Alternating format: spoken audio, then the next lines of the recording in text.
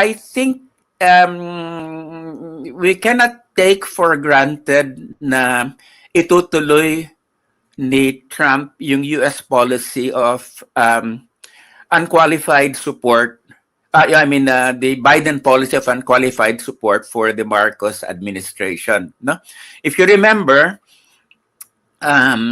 during his some time ago, when he was asked by the media about ano ba yung tingin niya rin sa South China Sea conflict, he said na, well, I would not waste one American life for those rocks in the South China Sea. So if you combine that with the fact that, alam mo naman to si Trump, napaka-personalistic yan, at alam naman niya na si Harris and si Biden and Marcos Jr. are very close, no?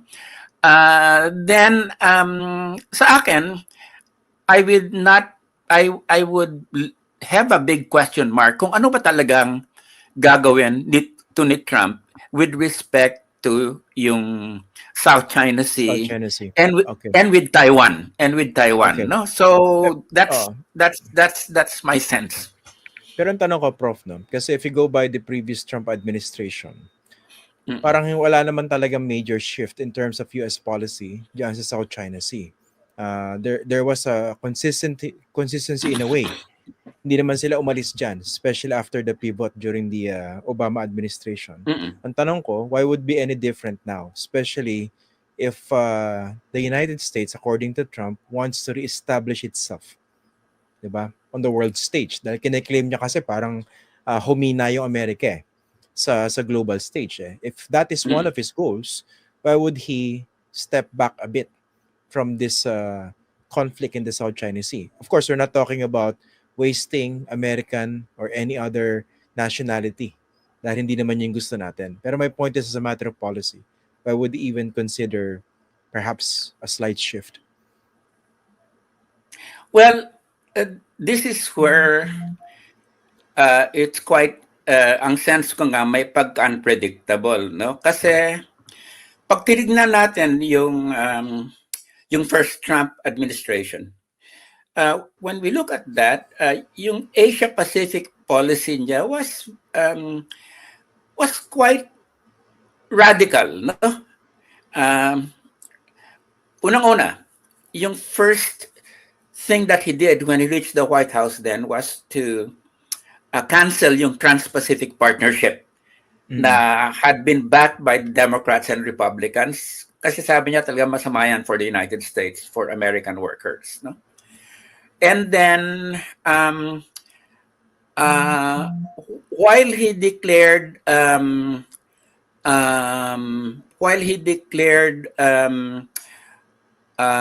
what do you call this now? While he declared, that yung trade war on China and technology war that was then pursued also by Biden, there was no significant military escalation that took place then during his time, no?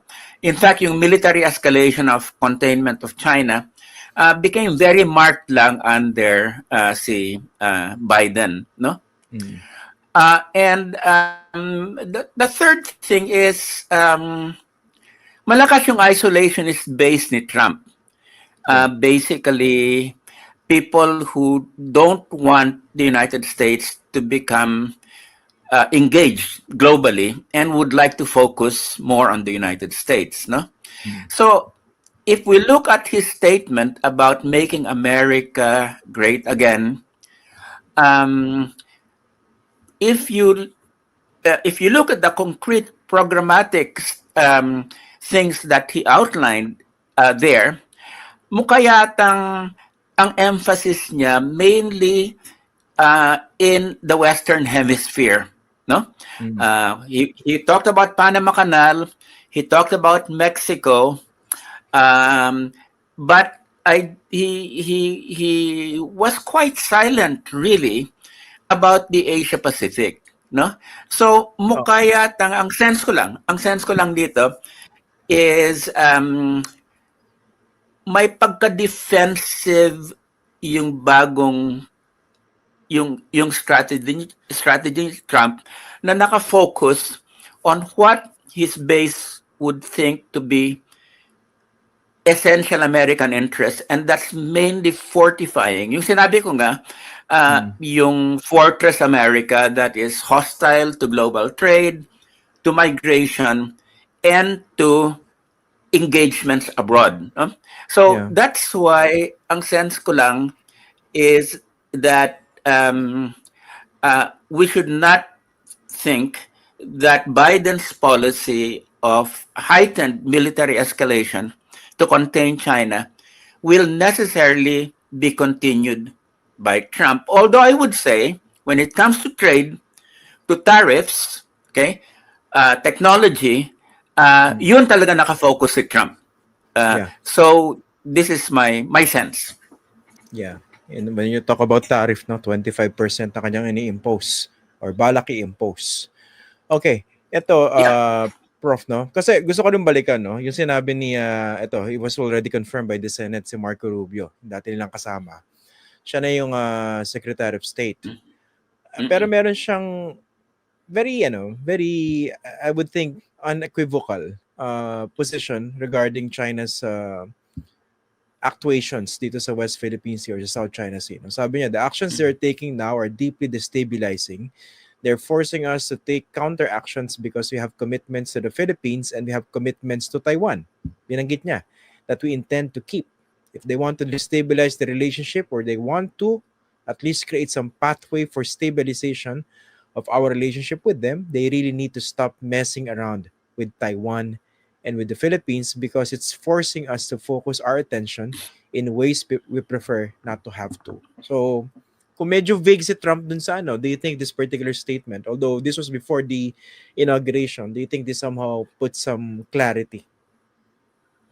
Well, pag tignan mo yung mga administration members ni Trump noon, first Trump administration, both sa Defense Department in the state, these were people who were hawks, when it came to yung U.S. so-called commitments in the Asia-Pacific, no? But if you remember, Christian, many of them were either dismissed or retired because they could not take Trump's unpredictability, no? Ang dami niyang na-fire na cabinet members and also or people who resigned, no? And it's very clear na yung mga people that were identified with the hawkish wing of the Republican Party, like yung former Vice President Dick Cheney, a lot of them left the party because they felt that Trump was not going to respect U.S. commitments abroad. He was basically saying that if you want us to defend you, you have to pay. Yeah. He didn't like NATO and said that he was going to withdraw from NATO.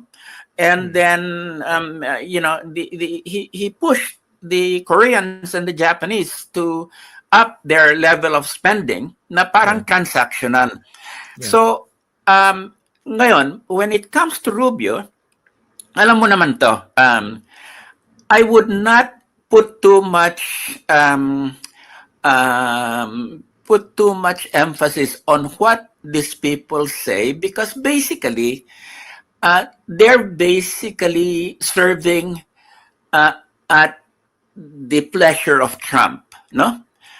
And let's face it, no? I mean, they have their own ideas, but it's going to be Trump's ideas or his view that will win out, that will determine how they will act, no? So, ang sense ko lang dyan is not to put too much on the personal political views of these people, but really see what Trump would like to do. Because my sense is mga taong kagaya ni Mark Rubio, sila Peter Hegseth, no? Was being considered for Secretary of Defense. Their views are very, their defense, their ideas or ideology is very malleable. And sabi nga ng sabi nga nung former National Security Advisor si Bolton, John Bolton, what Trump wants is not brains or good analysis. He wants personal fealty, as like a king, no? And that's really what is very. That's what's very marked about Trump. That dito sa new administration niya, if there are the old, I think he will make sure that yung mga old liberal internationalists, cold warriors, etc., neoconservatives, will not make a mess of what he wants to do in his second term because they tried to make a mess of it in his first term. So, ang sense ko lang is yung personality factor ni Trump rito is extremely important, and his unpredictability is very important. So if I were in Malacanang at this point, I would worry, frankly, about the future of the U.S.-Philippine relationship under Trump. Because you think our position here might be compromised, or pati even sa trade? What exactly are you saying? Are you just talking about the West Both Philippines? in trade, yeah. Both with trade as well as, alam mo, in April, no? Si Bongbong and Ishida and yung of Japan, and Biden had a trilateral meeting in Washington where basically Biden said, I have an ironclad commitment to defending Japan and the Philippines. No, my sense is that's not necessarily true under Trump, and Ambassador Romualdez has been releasing statements that the old partnership under Biden is going to remain the same. I would not take that for granted. Frankly, this is a very unpredictable guy, and he could he is playing to a large part of his base that is sick of global engagements. In fact, that was one of his campaign themes, that he was, he was going to disengage the United States from unnecessary commitments abroad. No? So, ang sense ko lang is that apart from the Western Hemisphere, no, where Monroe Doctrine yan, Latin America, South America, and North America, there will be a certain fluidity in the way that the Trump administration will deal with the rest of the world. No? So that's my sense. Again, ang sinasabi ko nga, Trump is unpredictability personified. No? Okay. But having said that, I would also say that he and J.D. Vance, his vice president, are very sensitive to the isolationist instincts of a large part of the Make America Great base. No, so that's my sense at this point. Na sinabi nga ng Economist, yung latest issue nila, and this is where I agree. In fact, I even thought that they read an article that I did. No, is that yung 80-year foreign policy of the United States of global engagement on different fronts, wherever, as the Economist said, freedom is in trouble, Trump is now going to reverse that. No, so that's my sense of what's going to happen.